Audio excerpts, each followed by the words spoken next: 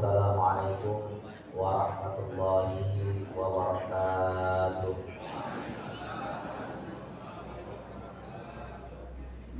Alhamdulillah, alhamdulillahirabbil alamin. Wassalatu wassalamu ala asyrofil anbiya'i wal mursalin wa ala alihi wa sahbihi wa azwajihi wa dzurriyyatihi wa ahli baiti ajma'in. Rabbi shrah li sadri wa yassir li amri wahlul 'uqdatam min lisani yafqahu qawli. Amin amin. Amma ba'du. Wa qala Nabi alaihi salatu wassalam, al-imanu bid'un wa sab'una syu'bah, fa afdaluha qawlu la ilaha illallah wa adnaha imatatul adha 'anil thariq wal haya syu'batun minal iman. Rawahul muhaddisin. Shadaqallah, shadaqa Rasulullah.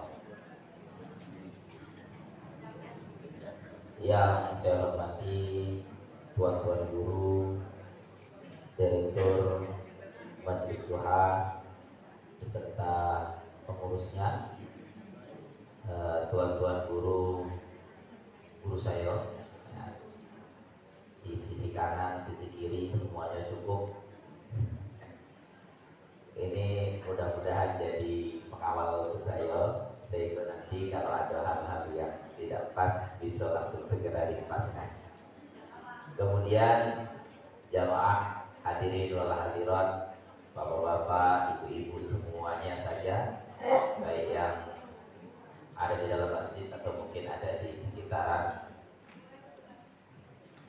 Alhamdulillah, puji syukur kehadirat Allah Subhanahu wa taala, pada pagi hari ini kita bisa duduk berkumpul di majelis ini dalam keadaan sehat walafiat.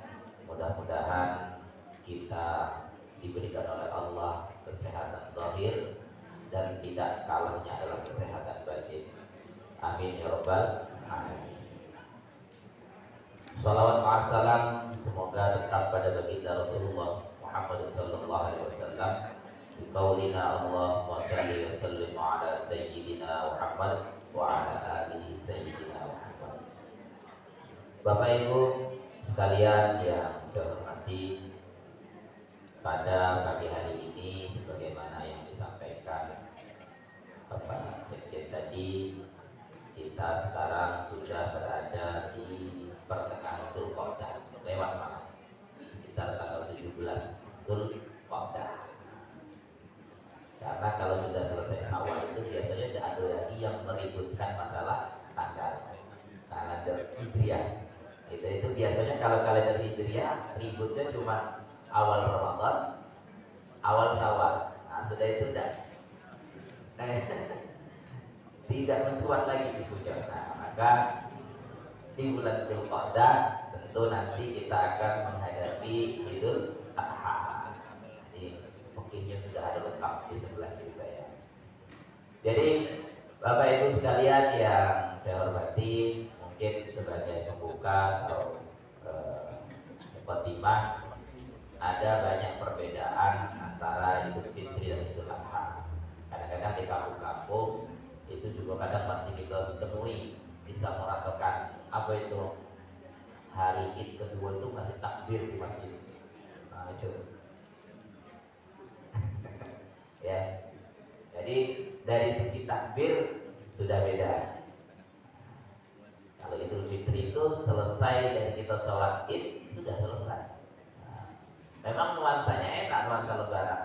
Tapi kadang-kadang iya, justru mohon maaf memperlihatkan kedangkalan kita.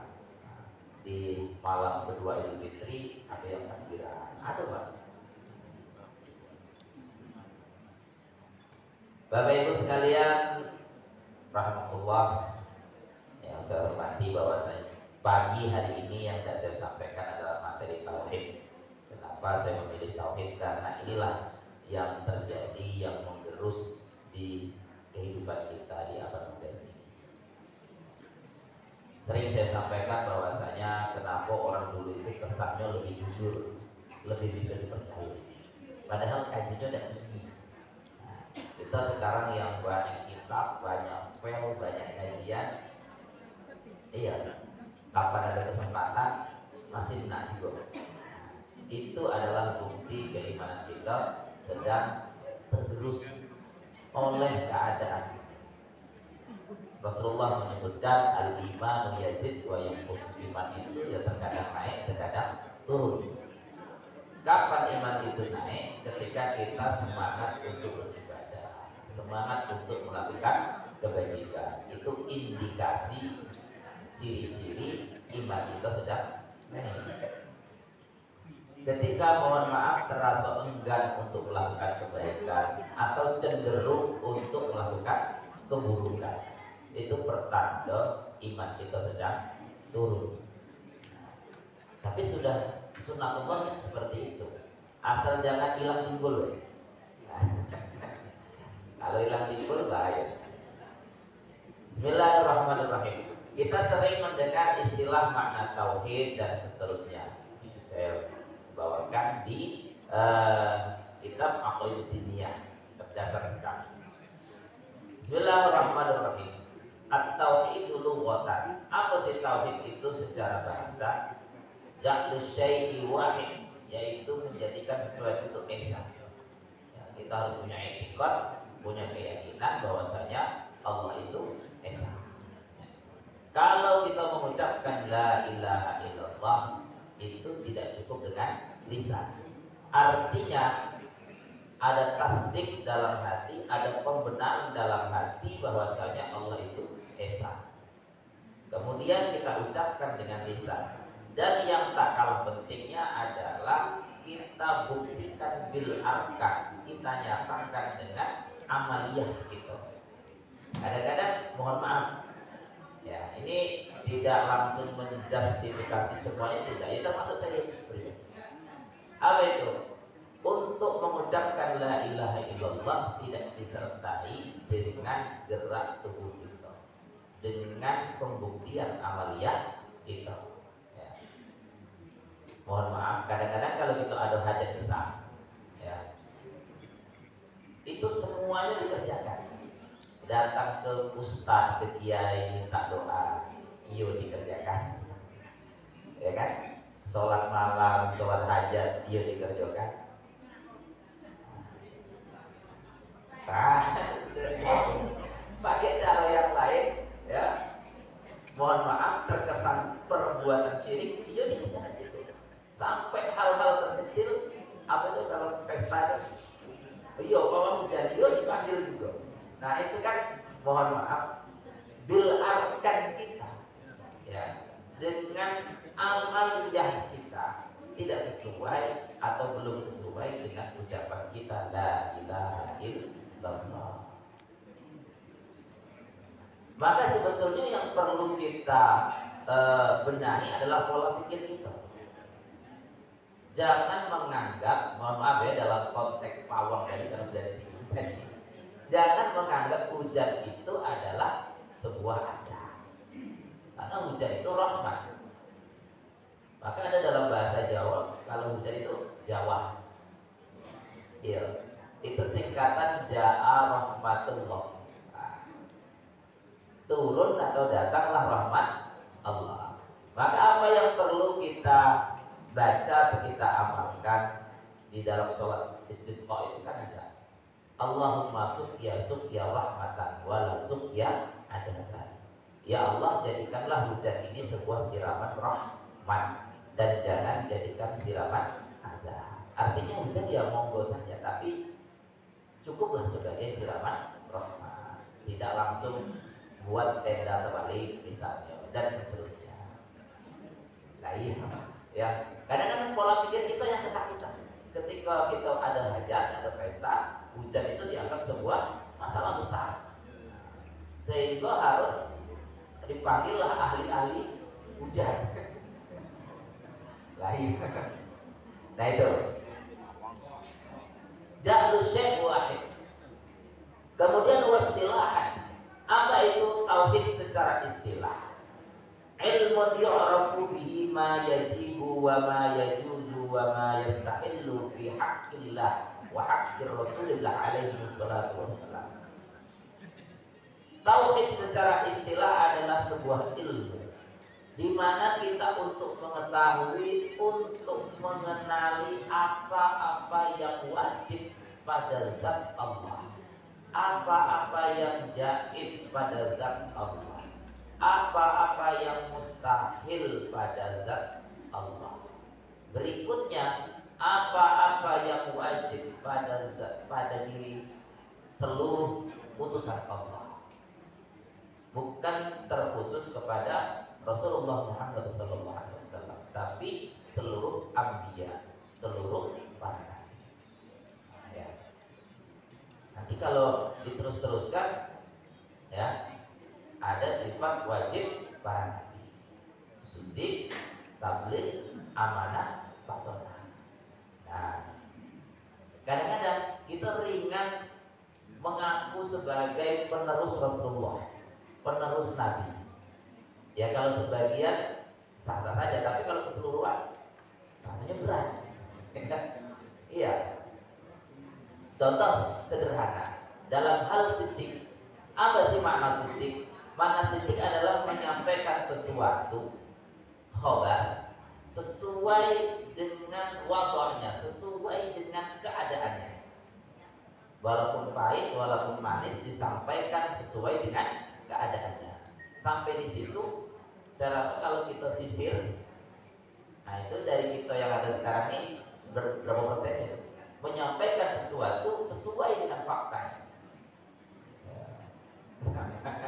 Kalau kata orang Jawa, kalau ngantar cakap nambah, kalau ngantar duit kurang. Nah itu ya, menghantarkan sesuatu sesuai dengan keadaannya. Kadang-kadang kita semangat betul ketika mendatangkan keuntungan. Maka dalam kaidah usul fikih itu ada istilah syarrus syuhud, khairus syuhud. Siapa sih orang yang paling baik? Itu orang yang mau bersaksi sebelum diminta. Kemudian siapa sih orang paling buruk? Orang yang bersaksi juga sebelum diminta. Loh kok sama? Nah, wadoknya yang beda-beda. Dia semangat untuk menjadi saksi karena dia tahu akan dapat keuntungan. Nah, itulah yang disebut seburuk-buruk saksi. Nah, terus dibalik keadaannya, saksi terbaik itu siapa? Orang yang mau bersaksi sebelum diminta. Ketika dia ikhlas lillahi ta'ala, tidak lagi pandang apakah itu mendatangkan keuntungan atau mendatangkan bahaya untuk dirinya. Mohon maaf sekali lagi. Iya ada guru-guru saya kita, ya. Tapi saya tidak mau menyebut beliau kita. Seperti ini. Kadang-kadang kita semangat menyampaikan balighu walau ayat, sampaikan walaupun satu ayat atau satu ilmu. Tapi jarang yang berani menyampaikan itu. Kabura maqtan indallah, celaka besar orang yang hanya bisa menyampaikan tapi dia tidak sanggup mengerjakan. Nah, yang itu jarang disampaikan, ya, itu jadi bumerang. Nah, ya, itu contoh sederhana. Apa lagi? Contoh sederhana sifat para rasul, al-fatanah, cerdas. Ternyata dalam syarahan tauhid yang dimaksud cerdas itu tidaklah hitung-hitungan matematika 5 tambah 5 10 dan seterusnya, tidak. Tapi fatonah dalam diri para rasul itu adalah ketika dia sanggup menyampaikan hujah, mempertahankan risalah, mempertahankan apa yang diwahyukan oleh Allah, itulah yang dikatakan dengan fatonah.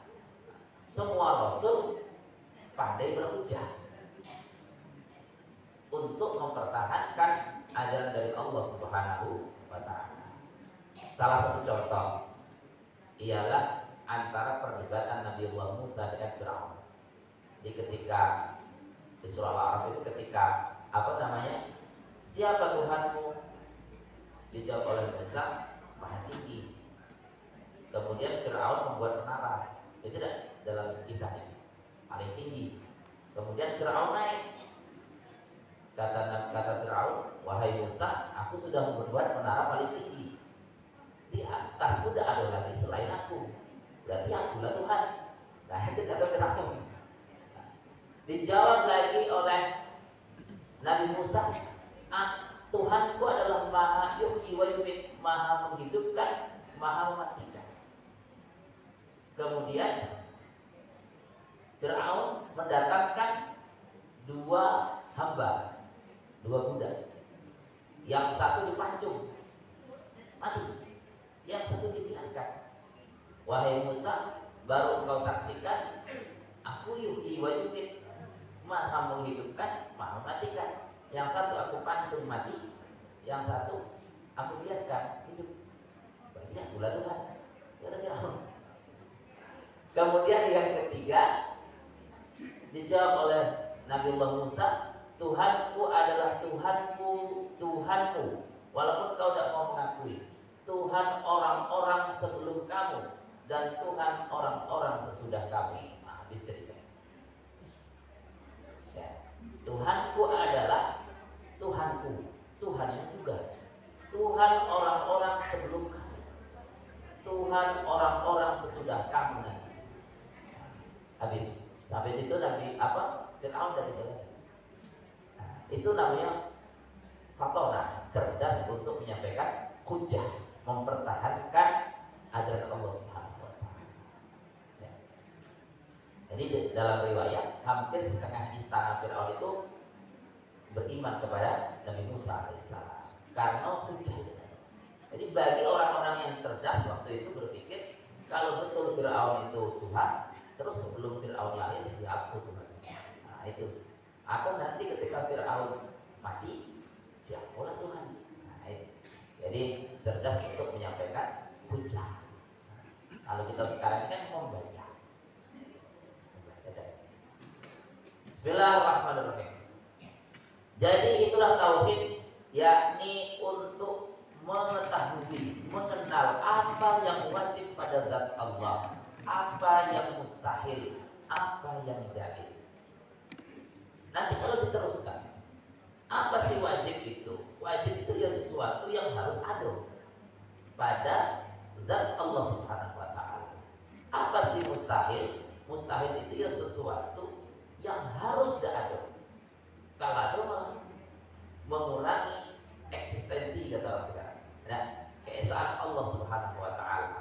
Allah butuh mitra misalnya, butuh partner dan seterusnya. Nah, itu. Wa haqqi Rasulullah.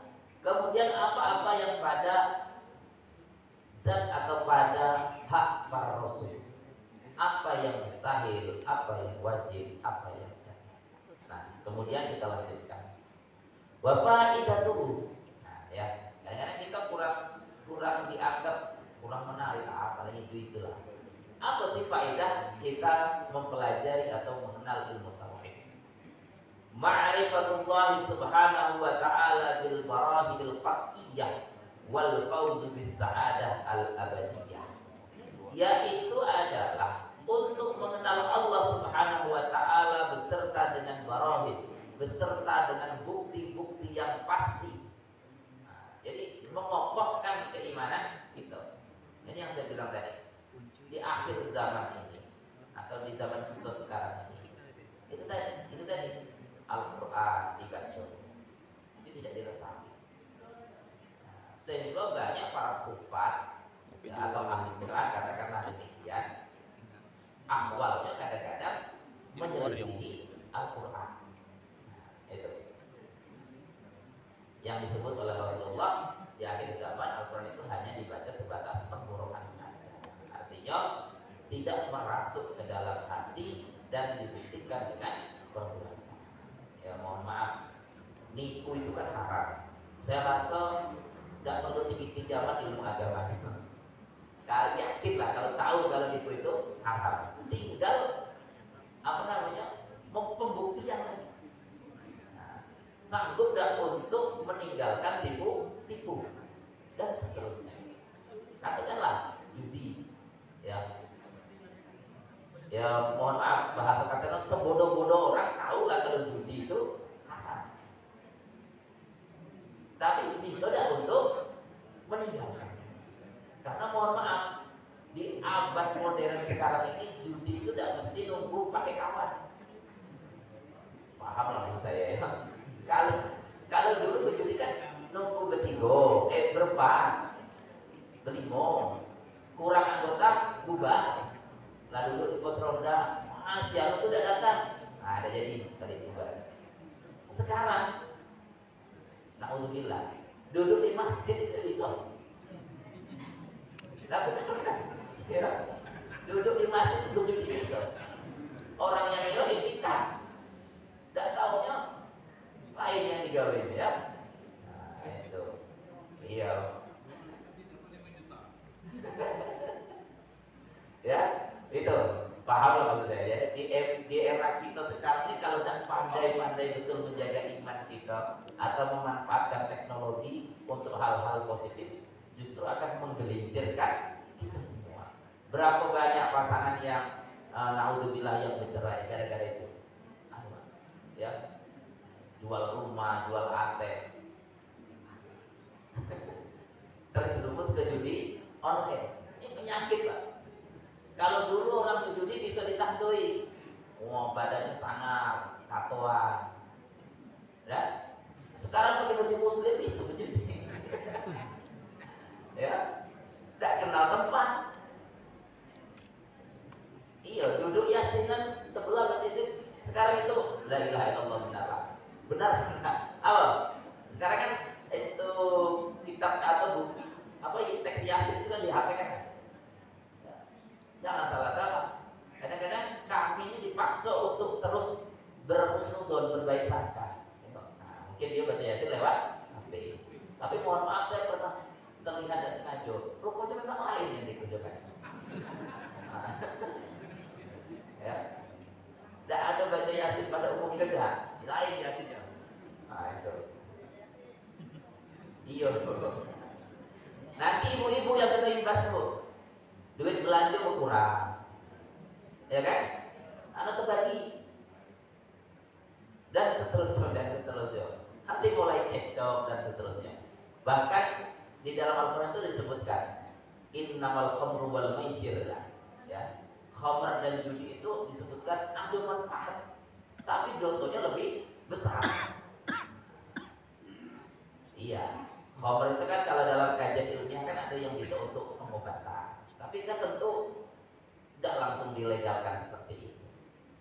Judi, ya kalau menang untung, tapi menangnya sekali, kalahnya berkali-kali kan.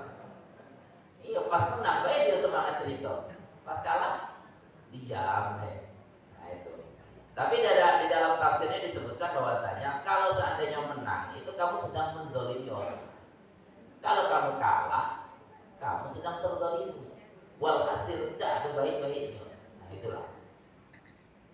Rasanya belum pernah kita dengar sukses naik haji, punya aset di mana-mana, menang judi. Ya, belum ada kita dengar. Nah, itu. Maka mohon maaf yang baru nak cari tahu, baru nak belajar, tak usah diteruskan. Nah ini penyakit masyarakat betul. Ya. Bahkan kalau ada kemarin yang kita di grup pada salah dirilis itu Indonesia itu rankingnya nomor 1 di dunia transaksi judi online. Ini minat judi masyarakat Indonesia ini luar biasa.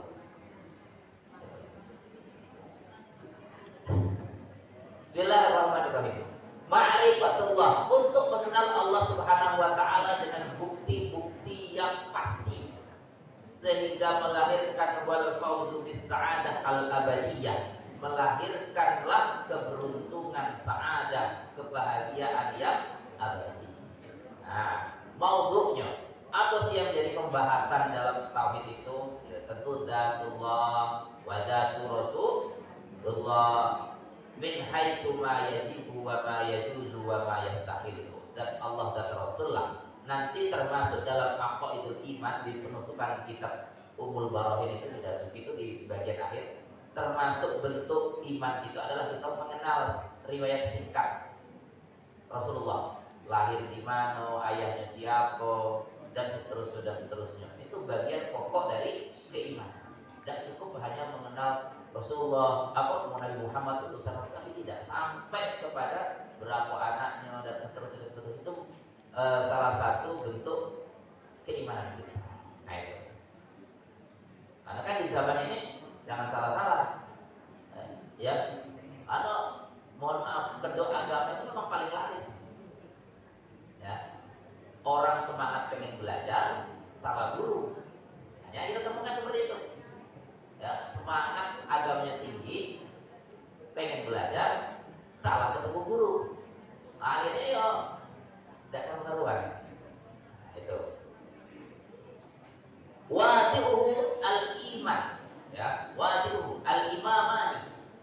Jadi kiblat kita Ahlussunnah wal Jamaah adalah Abul Hasan Al-Asy'ari wa Abu Mansur Al-Maturidi. Nah, sekarang hukum syar'i. Secara syariat apa sih hukum tauhid ini? Wujubul ain ala kulli mukallaf dzakarin wa unsa. Jadi wajib bagi kita untuk mengukur keimanan kita itu. Wajib ain, bukan wajib kifayah. Ya.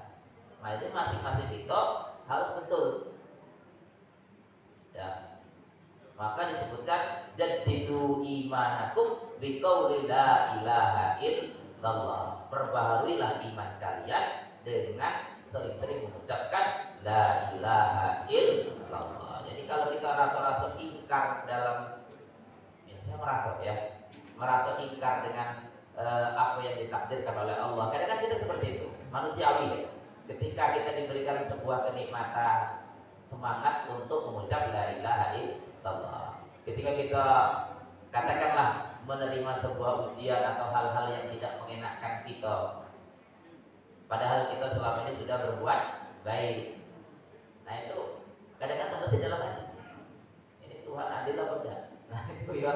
Maka jadi itu imanakum biqauli la ilaha illallah.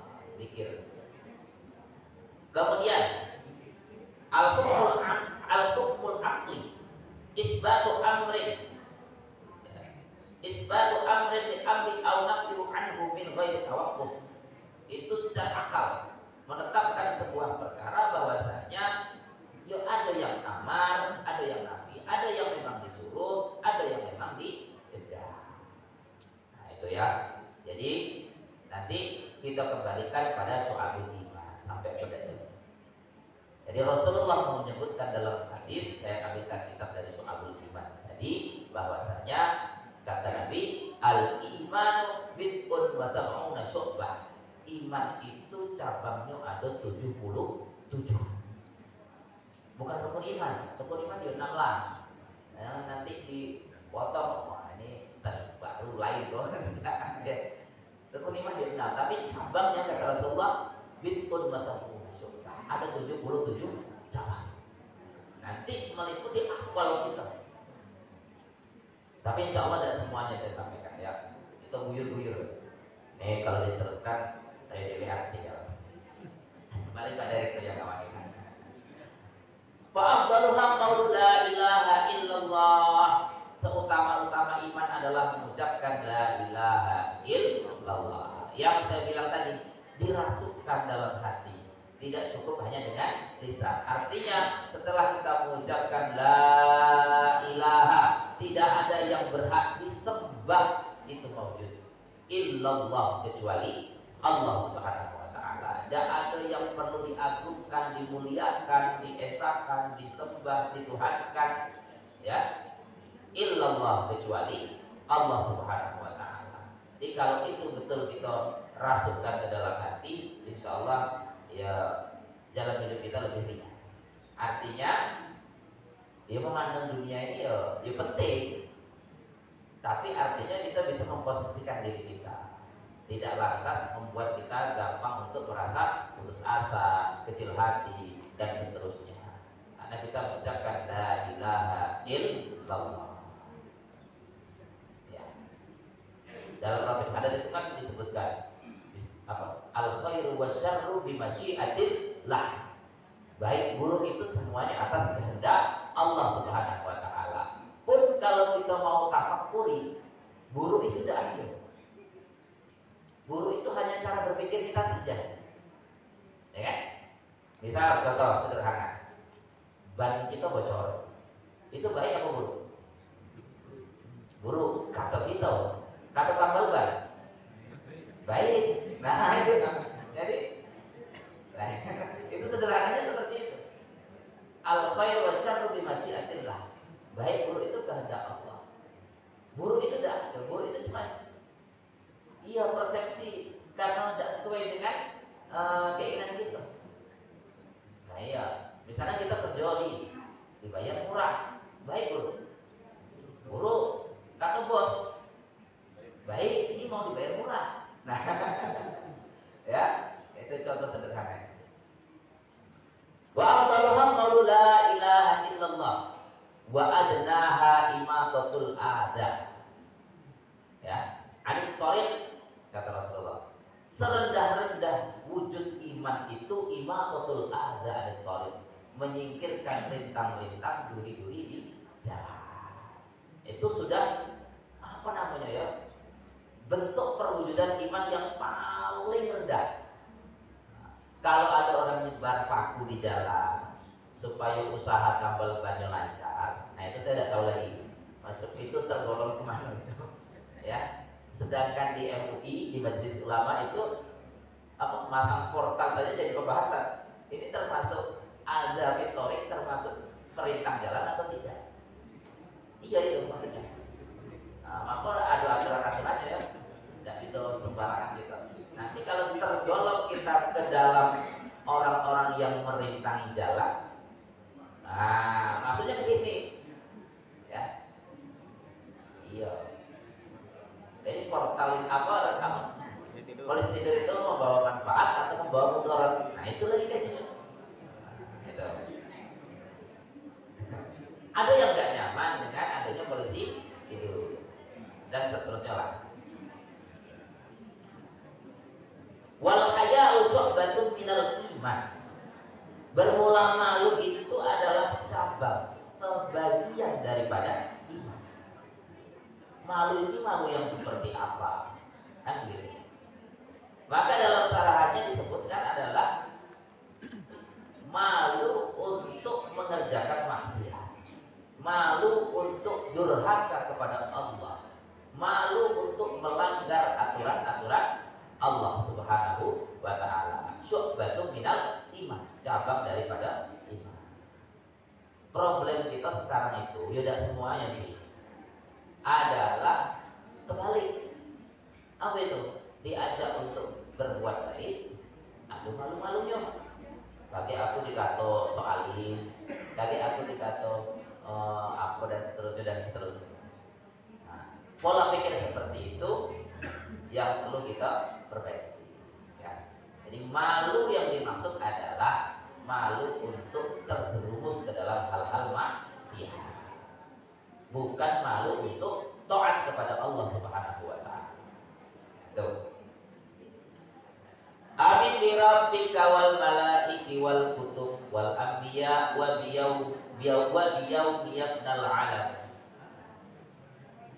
Untuk nazam syawahid yang pertama adalah kita akan disuguhkan cabang-cabang iman al-ula. Yang pertama tentunya al-iman bi anna Allah ta'ala wahid. Kita harus beriktikad dalam hati, meyakini, mengucapkan, membuktikan bahwasanya Allah Ta'ala al-wahid la syarikalah. Allah itu esa, tidak ada sekutu. Lahu samadun, kepada Allah lah kita bergantung. Maka ayat yang disukai oleh Allah Subhanahu wa ta'ala adalah surah Al-Ikhlas. Ya. Iya sering saya sampaikan. Ya, kenapa disebut ikhlas? Ayatnya pendek-pendek yang baca ikhlas semua. bukan seperti itu maksudnya. Al-Ikhlas itu maknanya adalah murni. Murni membahas keesaan Allah Subhanahu wa ta'ala dalam surah itu. Sehingga disebut surah Al-Ikhlas. Murni. Semuanya membahas tentang keesaan Allah Subhanahu wa ta'ala. Sampailah kepada ayat Allahus Shomad. Allah lah tempat kita bergantung. Nah ya, jadi kalau sampai di situ, insya Allah lepaslah masalah-masalah beban hidup kita. Allah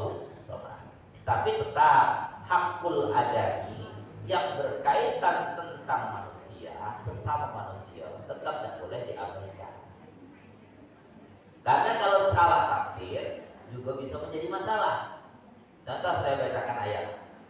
A'udzubillahi minasyaitonirrajim. Bismillahirrahmanirrahim. Lillahi ma fis samawati wa ma fil ardh. Al-ayat. Milik Allah lah apa saja yang ada di langit, apa saja yang ada di bumi. Ini kalau salah tafsir, ya, bisa menghasilkan pencuri-pencuri. Nah iya, kan kalau diterjemah bebas kan, lillahi milik Allah, apa saja yang ada di langit, apa saja yang ada di bumi. Sehingga punya orang, punya dia juga lah. Kita baca ayat tadi, milik Allah lah semuanya. Nah itu ya. Jadi maka bahaya kalau kita hanya sekedar mengandalkan Al-Quran, kita baca terjemah, langsung kita amalkan begitu saja tanpa ditinjau dari sisi tafsirnya. Coba ya. Jangan dijadikan dalil untuk mengambil hak orang lain dengan berpegang ayat tadi. Milik Allah lah apa yang ada di langit, apa yang ada di bumi. Wah kacau. Tidak ada lagi aturan. Ya, itu. Nah iya. Oke, akhirnya kacau balau kita. Gitu. Jadi perlu kita kaji dari sisi tafsir. Ada dari sisi usulnya. Ya. Karena ini saya perkenalkan sedikit. Bahwasanya ada ayat dalam istilah usul fikih itu baqaul rasmi wa nasful hukmi. Ayatnya masih tertulis, tapi hukumnya sudah tidak berlaku. Nah, jangan dipelintir ya. Ayatnya masih ada, tapi hukumnya sudah tidak berlaku. Apa contoh? Contoh itu kalau dalam kitab apa itu usul fikih itu adalah masalah iddah. Jadi pada awalnya seorang wanita itu apabila ditinggal wafat oleh suaminya, iddahnya mata'an ilal haul 1 tahun. Itu ayatnya masih ada. Tapi dinasakh oleh ayat yang terakhir turun adalah bahwasanya kalau perempuan ditinggal wafat oleh suaminya, arba'ata ashhur wa ashra yaum, 4 bulan 10 hari.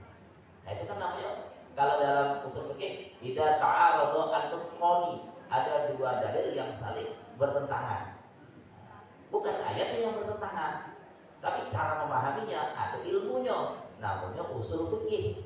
Apabila ada 2 ayat yang berseberangan, ta'arud, kita tilik, kita tinjau tarikhnya, tanggal turunnya, mana yang lebih dulu, mana yang akhir.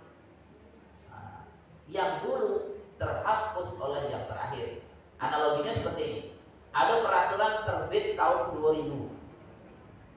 Terbit lagi peraturan 2020. Ta'arud dia bertentangan. Mana yang dipakai?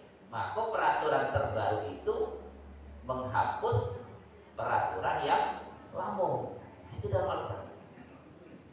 Iya, yang aturan 2020 otomatis menghapus peraturan tahun 2000. Nah, dalam Al-Quran itu. Maka kita perlu sekali-kali untuk mengetahui usul fikih. Karena sekarang banyak menyediakan Al-Quran terjemah. Di dalamnya itu ada ta'arud, ada am, ada takhsis dan seterusnya. Wah, banyak kali lagi terusnya.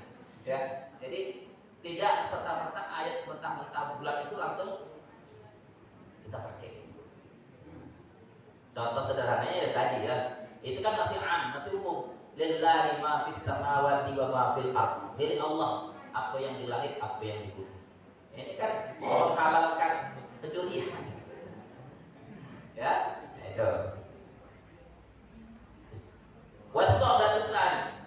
Adapun yang kedua, al-iman bil malaikah, adalah percaya dengan para malaikat.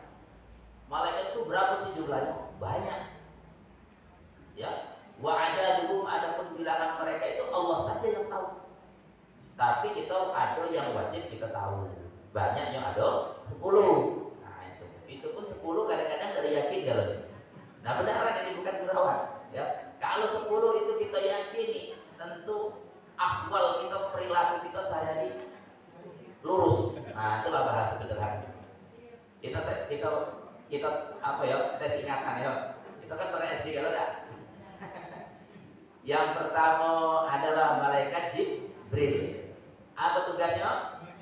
Menyampaikan wahyu. Yang kedua adalah Mikail. Apa itu? Mengatur turunnya hujan, membagi rezeki. Dalam sarahan al-matar ay al-rizki. Hujan itu yang puncak dari segala rezeki.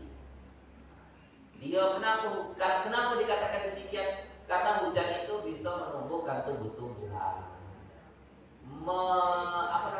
menghilangkan dahaga ternak, mengisi air sumur, sumberan, ya, mata air dan seterusnya. Maka al-matar ay aris, hujan itu yang puncak segala rezeki.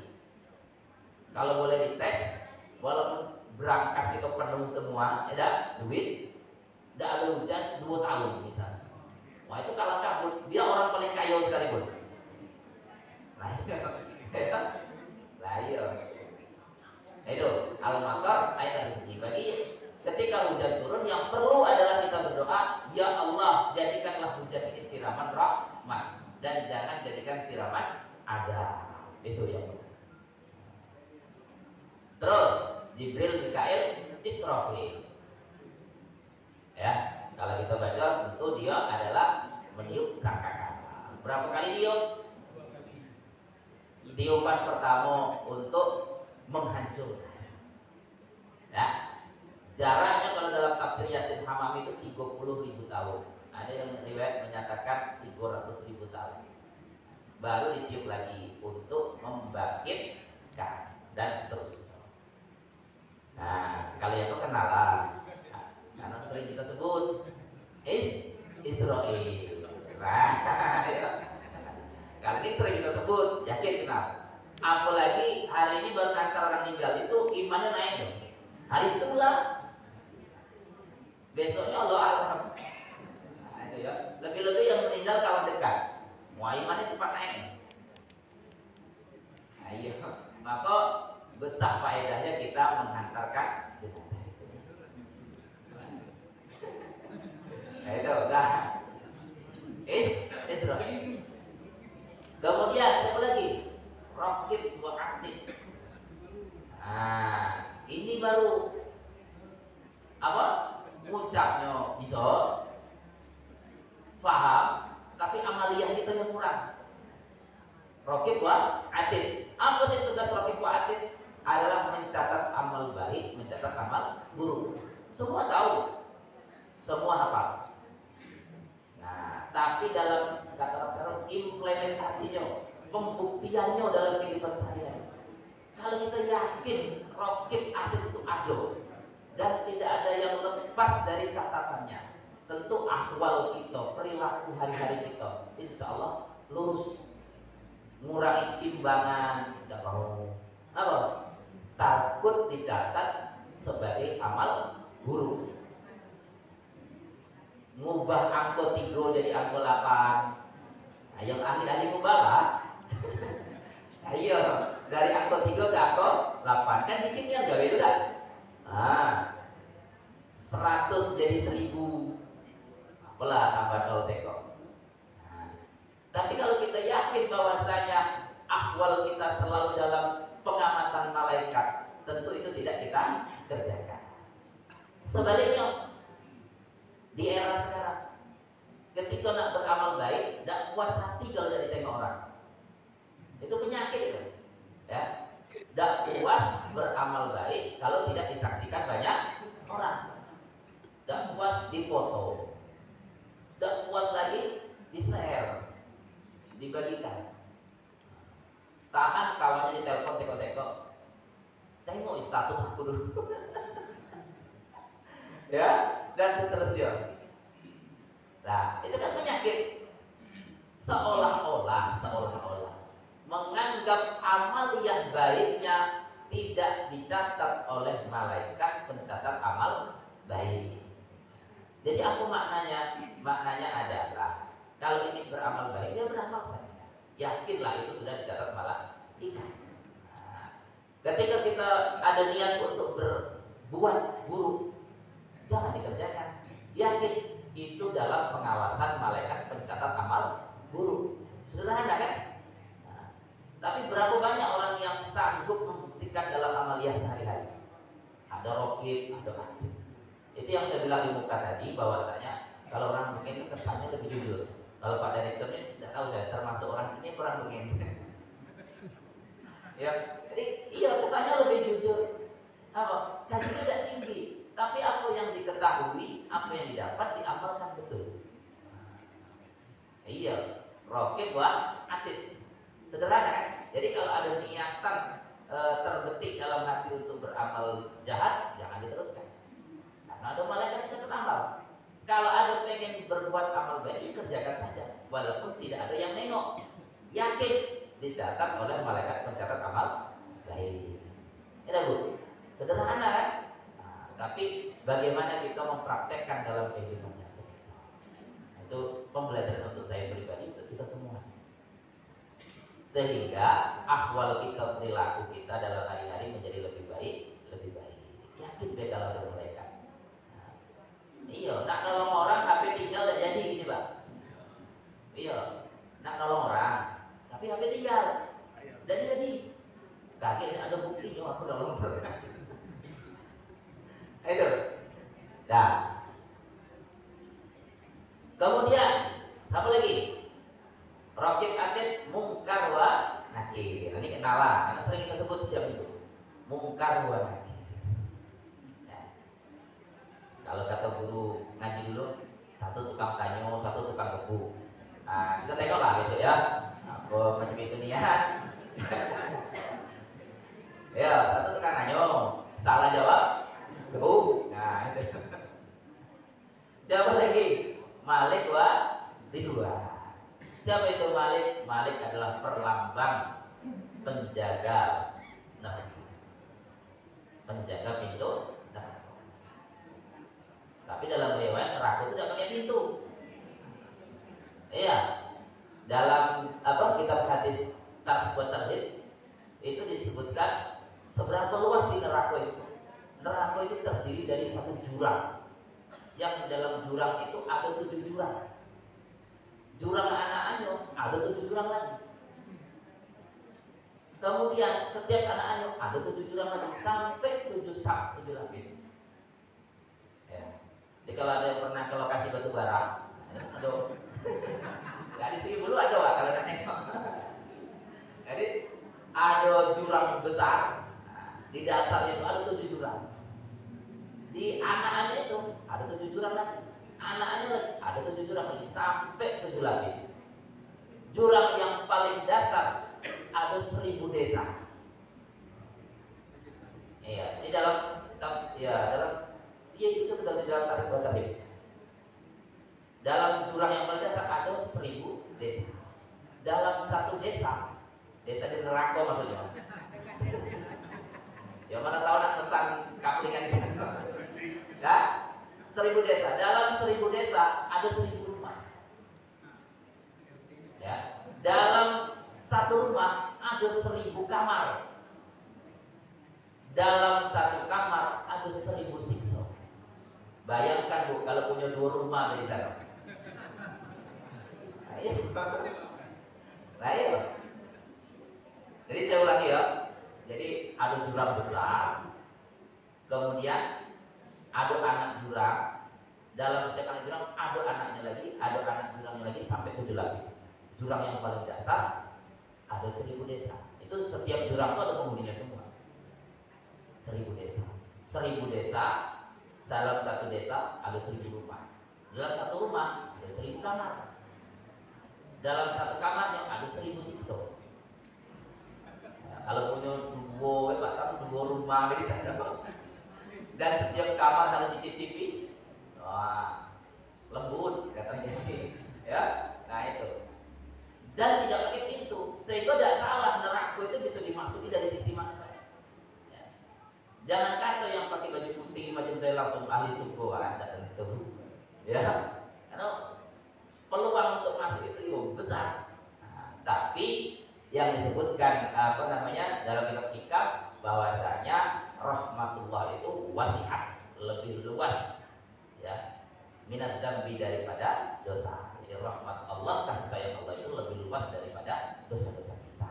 Maka kita harus mengatasnamakan diri al-fakir mir rahmatillah, orang yang sangat butuh dengan kasih sayang Allah. Karena logika kita kalau masuk surga berat, kalau masuk udah lama, ya agak lebih dikit. Seperti ini logikanya. Kalau kita dikasih Allah umur 60 atau 70 lah, berapa sih waktu kita untuk beramal? Balik 15 tahun ke bawah, belum kenal lama, belum taat lama. Tidur kita hampir sepertiga umur. Itu anjuran dokter. Mohon maaf kalau ada dokter di dalam sini, ya kan? Kita tidur 8 jam, itu sepertiga umur kita untuk tidur. Belum lagi dulu ada bengkak-bengkaknya. Nah, tinggal berapa tahun lagi kita taat. Itu kalau diganjar ke surga, seukuran taat kita kan tidak lama. Jadi kita masuk surga dengan sebab perantara rahmat Allah Subhanahu wa Ta'ala. Jadi itu. Kalau terakhir malaikat itu, wah, penjaga pintu surga. Pintu surga jelas banyak keterangan dalam hadis, ada 7 pintu dan seterusnya. Tingkatnya juga ada 7 dan seterusnya. Nah, neraka udah pakai pintu. Nah, itu ya. Nah, kemudian insyaallah nanti bisa kita sambung besok batu salisah al-iman itu. Jadi kita pupuk terus keimanan kita. Ya, selain kita ikrar dalam hati, kita ucapkan dengan lisan, kita buktikan dengan amaliyah kita. Sederhana yang kita ingat bahwasanya balik dari sini kita dikawal 2 malaikat raqib wa atid, sehingga itulah yang menghindarkan kita dari niat beramal buruk dan yang menghantarkan kita untuk giat beramal baik. Yang terakhir, Israel tidak tahu mimpi kita dari sebelah mana. Nah, itu saja. Saya kira cukup sampai di sini. Kalau ada pertanyaan yang kemarin katanya belum terjawab, mungkin bisa diselesaikan. Saya cukupkan dulu. Assalamualaikum warahmatullahi wabarakatuh.